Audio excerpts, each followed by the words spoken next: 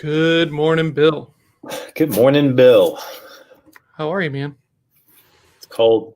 It's cold, man. It is cold. I went and did my walk anyway, but it is cold. Yep. So I've been waiting. Just because maybe I'm a little bit of a Mary Sue. Maybe I'm a little bit of a pansy. I'm waiting until it's a little warmer.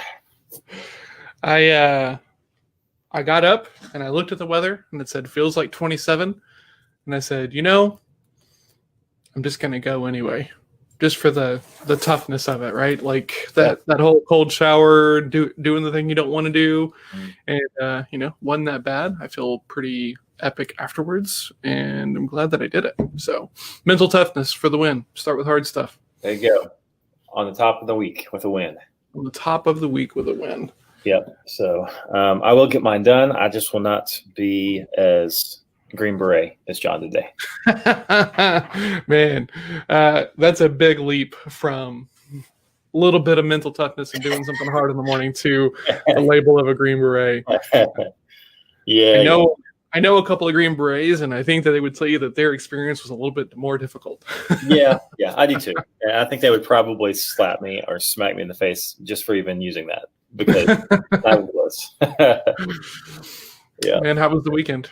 It was good. It was relaxing. Got a lot done. It was productive. It was a good weekend. But you? Yeah.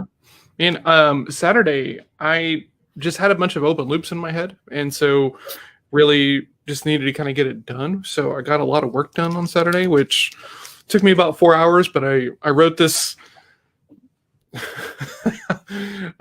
odyssey of a blog post that I'm sure Melissa is going to want to hate and chop up into 16 smaller blog posts, but I really like it as one big blog post.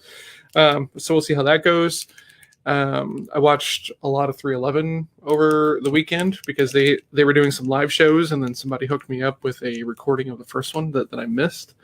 And man, it was awesome. Like, I catch a lot of crap for liking this group, right? As I think I've talked about, but to think that they've been playing these songs for 30 years, right? 30 freaking years. That's crazy, right? And so it was fascinating to watch this live show because, like, they're in a studio. There is no crowd. There is no audience, right? And you still have to turn it on and put on the show, right? Mm-hmm. So you're playing music you played hundreds of thousands of times at this point, right? And you're away from the thing that a lot of people get their like energy from, this audience. And it was an interesting thing to watch because it was a cool pivot because a lot of the money was used for the crew, because since they can't tour, the crew is not making any money because they're just gigging for the crew. The band is obviously fine. And so they kind of talked about that of like, hey, this is for the crew and everybody else, which was super nice.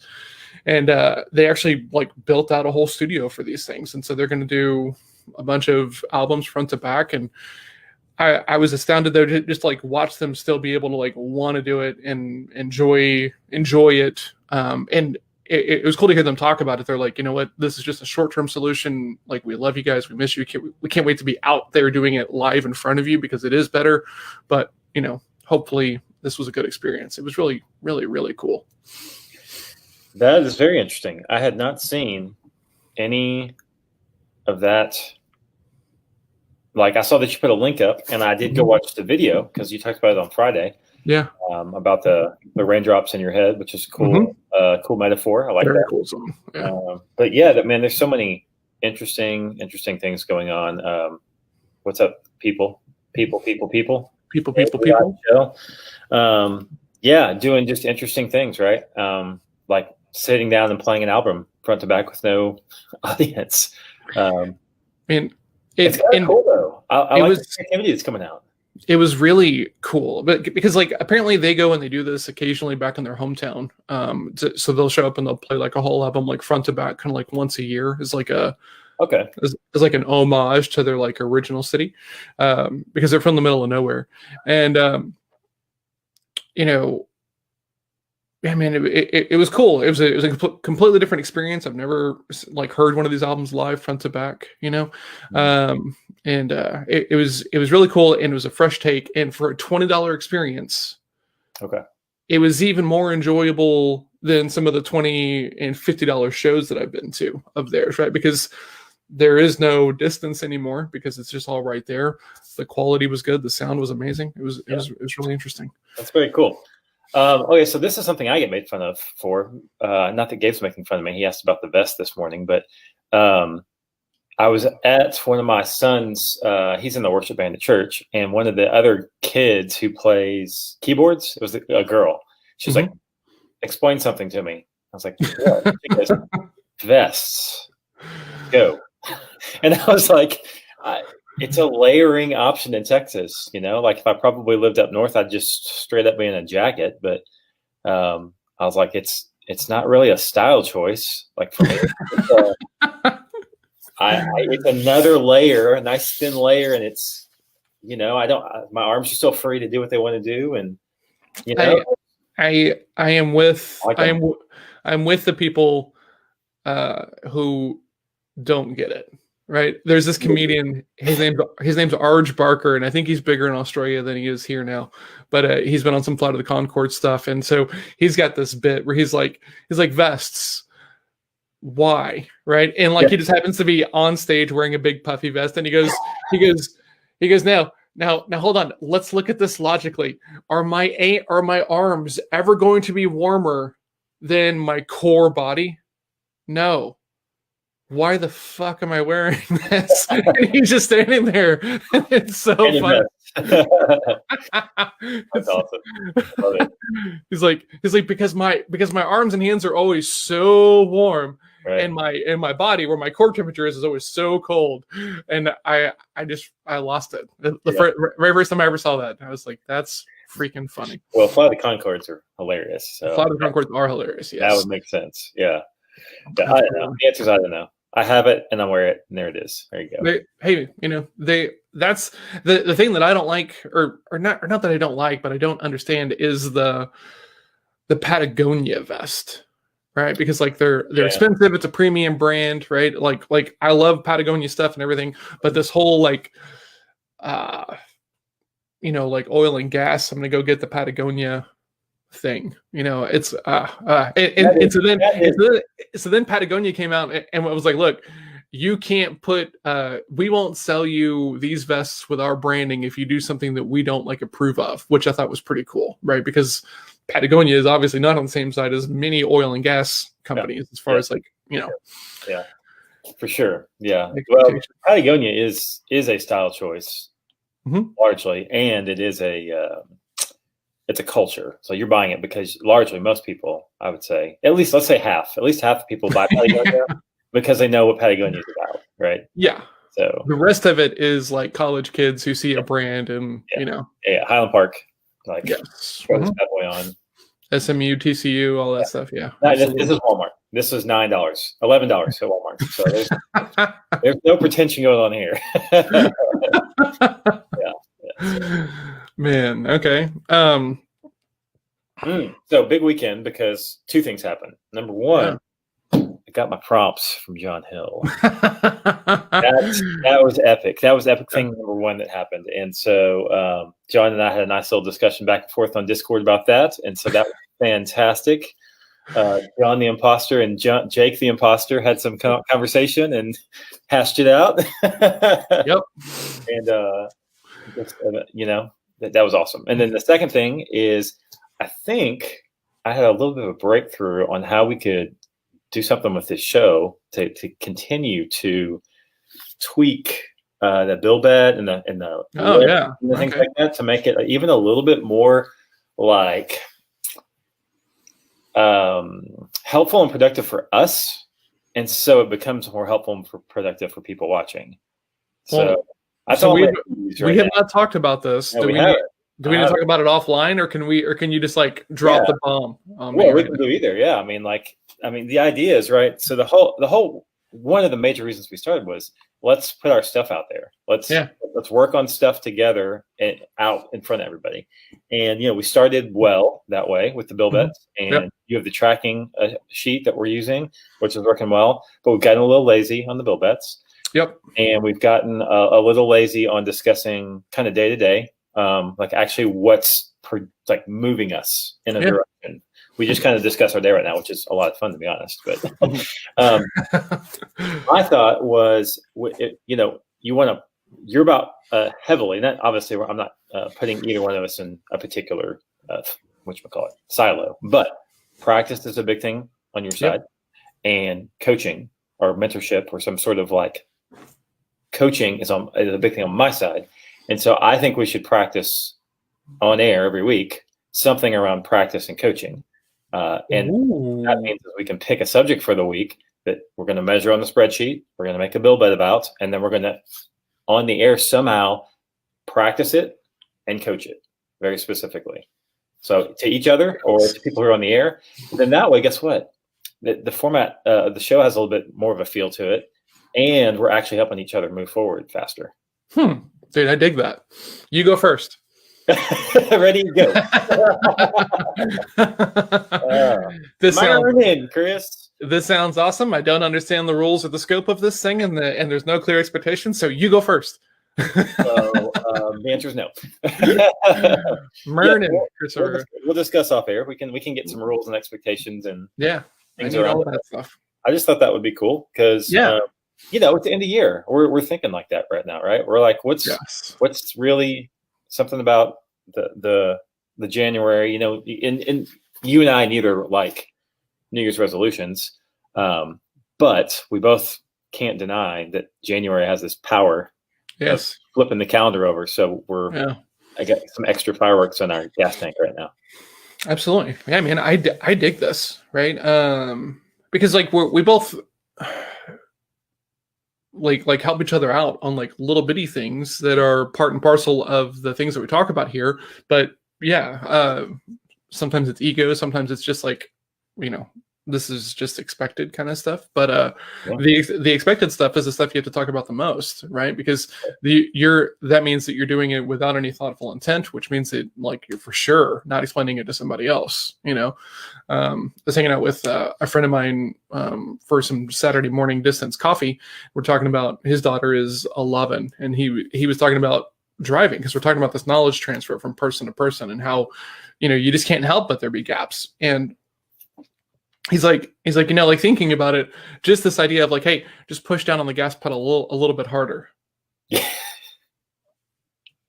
Like that's crazy, and I was doing some work with a family friend, and he was like a contractor, and so he was letting me drive his brand new Dodge Ram, and I'm probably 17 years old, and we're going down to a job or back to my house. I don't remember what, but we're like on these back roads. And so on the back roads, you sometimes have to pass cars, and this is an automatic. And when you step on it, it goes into passing gear and allows you to go past. And I had never been in a vehicle that had like a passing gear, let alone one that had like an engine, right? This is a big truck. I've never driven a truck this big before. And so like I'm stepping on it. And he goes, no, you got to like really step on it or else we're not going to, do the thing. And so I was like, okay, so I step on it, it hits that passing gear, and I'm terrified just because like I don't know what to expect, right? So then I think the truck's about to explode. Brand new truck. I'm 17 years old. I don't know what this is. It's those little bitty things, right? And like being the person who like I have to see it, and talk to people about it, makes me wildly uncomfortable. Yeah, for sure. I think that's why it's great, because it makes me uncomfortable too. So it's like, let's model it and mentor it to each other, and we will probably shed some tears, but be better for it. So, absolutely, totally. And that makes me shudder talking about the driving. Chris Rivera, what I'm talking about, is teaching kids to drive, and like me to tell my son to feather the gas or to give it just a little bit. It ain't gonna work. It's gonna take some experience of him going, is that what you meant? I'm like, no, that's not what I meant. Yeah, right. Yeah. And just like idle, right? Like you take for granted, like once you've been driving for a little bit, like the idle that just happens whenever you're in drive. But like when you're a brand new driver, you don't really understand that that's happening, right? Yeah. That if the brake is not actively engaged, the car is gonna be creeping forward a little bit and stuff. And so it's it's that stuff that you just know. Whoa, excuse me. You know, that we don't pass on because it's just normal. I'm teaching my third kid. Just got him on the highway yesterday. I survived. Christopher, you have 3 kids who are driving age? Yeah, man. Dang. He got to it. You got to it, man. You found something you were good at, and you just kept doing it. That's awesome. Good for you. Early and often, baby. Apparently he's also a Highlander, right? Because like Chris doesn't look old enough to have 3 kids over driving age. I know. Some of us didn't wait till we were 28 to have kids. That's true. I was 30. I can remember being a kid and being like, cool. Like I either want to be like the cool young dad, or like the older, like super well established dad. And I managed to hit it kind of right there in the middle with either one of the things I was looking for. Middle-aged dad. No youth and no success. Let's go. Yep. Awesome. So what do you have today, Bill? Let's see. So I'm gonna hit the glasses so I can hit the board. I've got an oil change. Very exciting. Very exciting. No, I've got a PDF I've got to finish up for a client. I've got my second pass on my frameworks, Make the Dream Work PDF. So I've got some edits to make on that. I like that. I've got I'm building a framework around. So my goal is going to be to do 30 asks around bringing people into a what's it called? Hero on a Mission, which is basically like our life planning for executives that helps them plan out their year. Okay. Make 30 asks to come check that out.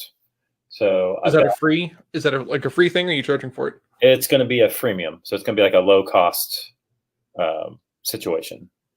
I don't know. I'm still trying to figure that out. So I'm trying to build out an ask model, not do the asks themselves. Okay. We're still, because it's going to be a normal day to day. It's going to be a cost. It's going to be a half day thing you pay for to come to. So I'm trying to figure out. Is it a group? It's a cohort. Yeah. I mean, so it's a cohort. Okay. More than 10, that sort of thing. Are you going to do it like is the goal to do it live, or is it to keep doing it digitally? Well, eventually, absolutely, I want to do it live. And then probably next year, for people who are comfortable, we will do like a distance live version at the beginning of the year. But I think for the first one, we'll probably go online, do a Zoom version. Nice. I'll probably charge less for that one, just to get our first people involved. I don't know. Well, I don't want to give it away because it's worth way more than free. So we'll see. I'm working on building that offer out this week. Okay. Interesting. Okay. And then I've got my workout, of course, to get in before the day's over. And there's something else.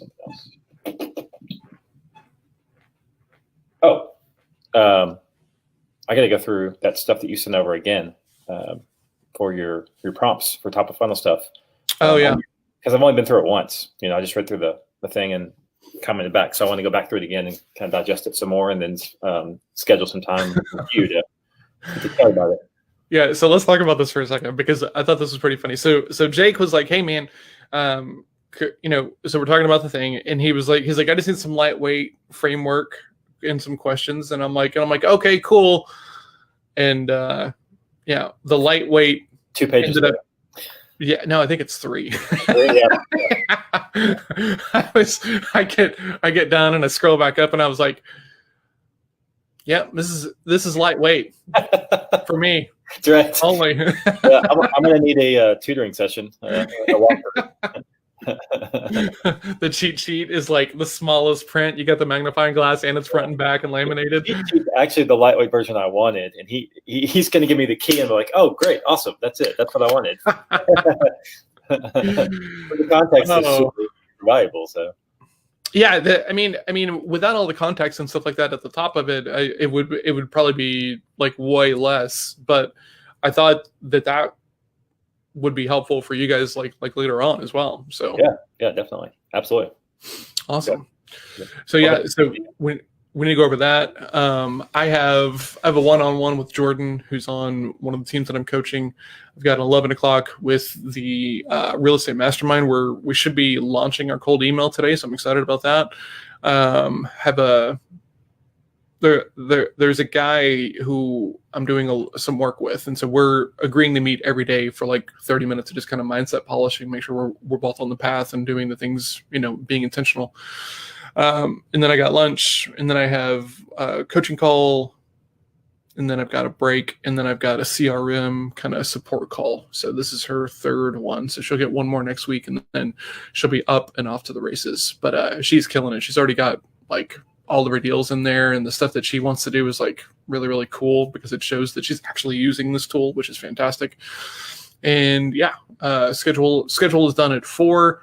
I'm trying to do some more writing consistently because I've been falling off in the barrel. The inbox is low for Melissa and the team, so I'm trying to write a little bit every day, right? At least like 1,000 words a day, which is a little bit for people who are new, because like when you write 1,000 words, it's going to be easy to like knock some stuff out and trim it into something that kind of makes sense. When you only write a $250 blog post, it's really hard to like add to it. It's kind of like a steak.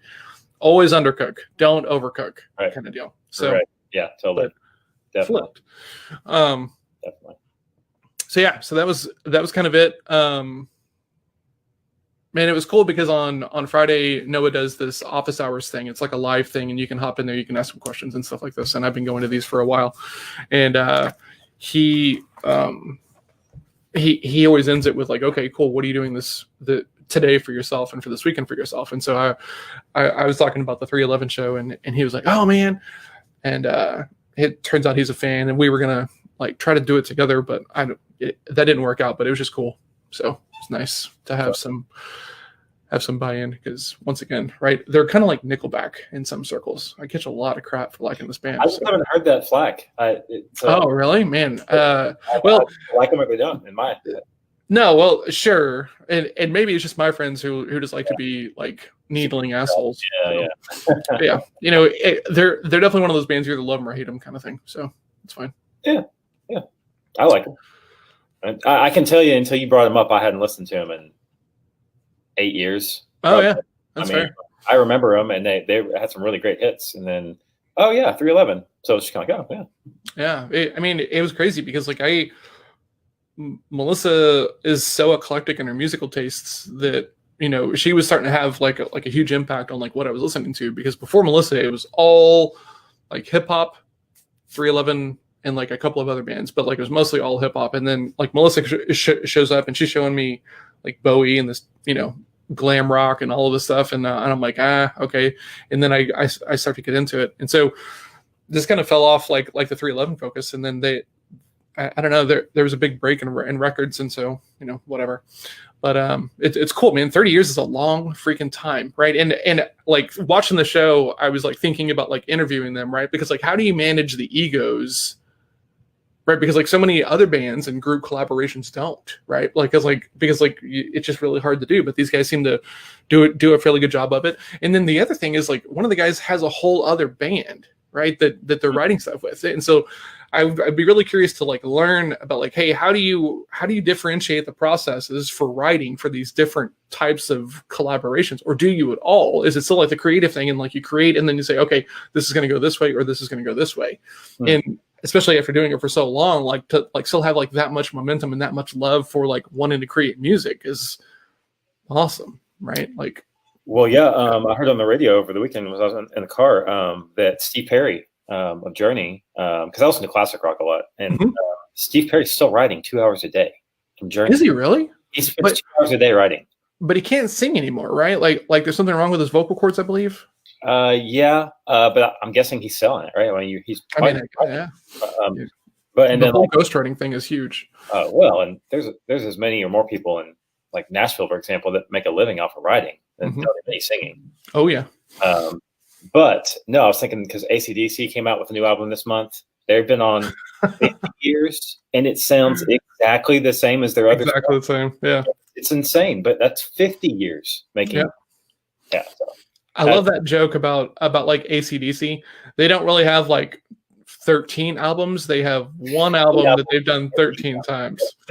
It's true, but you know what? It works, right? Like, and Megamind is probably like one of my favorite like kids movies, and they've got they have it in there, and I get jacked up every time they play it. And so like you know what it's good for. So I guess it's funny. I was watching David Spade interview Jerry Seinfeld, and Seinfeld was still kind of on the West Coast, also doing stand up when David Spade came up, and it was before he hit on Seinfeld. And it was funny because Jerry was like, I don't understand why comics are consistently coming up with new material. He's like, the stuff that you got paid for is good. That's why you got paid for it. So he's like, I don't go to a comedy show myself going, gosh, I can't wait to hear all new comedy stuff. I want to hear the good stuff too. Like, play me the good stuff. And same thing like with me, right? When I go see my bands that I want to see, I absolutely want to see my favorite songs, and I want to see a little bit of new stuff, right? So yeah. Because I'm good because I want to hear the new stuff, but I got to hear at least half your concert, the stuff I know, so I can sing along. Yeah. And so I think I've actually coached quite a few people, executives and things like that on social media the same way. Like, you don't have to come up with a brand new social media post every single day. You can repeat.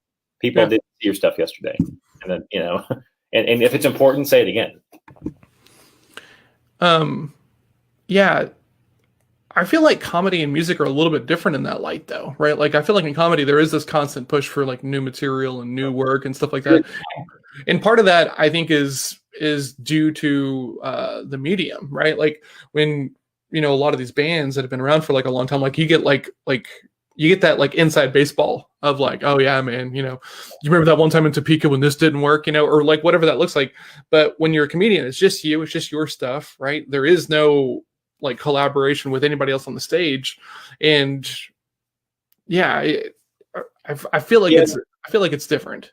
I do. Yes and no, I think, because I'm constantly fascinated by comedians. I don't know why. I think it's psychology. Yeah. Like, I think it's a psychology thing.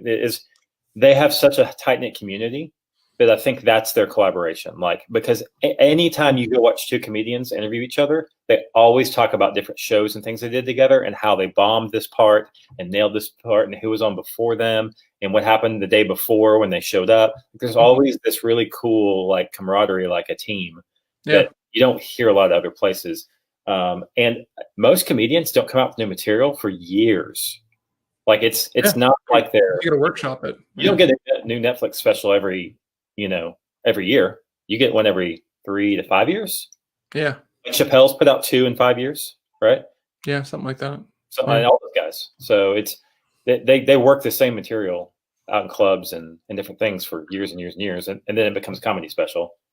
And then the other thing that I've heard comedians, because I listened to a podcast with these two comedians, and they're road comedians, and now like one of them was opening for Schumer, and the other one was opening for Louis C.K. before that whole thing happened, And so some pretty big like road comedians, and they were talking about the workshop process, right? And how like when it's a song, right, and it's the song, right, and the rest of the crowd kind of like washes over everything else is one thing, but like, if you're doing a bad bit because like it just doesn't fit that room, you don't get into the saving graces of like melody or guitar solo or drum solo, right? You're just one person up there like taking the brunt of like whatever the crowd is throwing at you. Yeah, that's definitely different for sure. Yeah, absolutely. Yeah, I agree.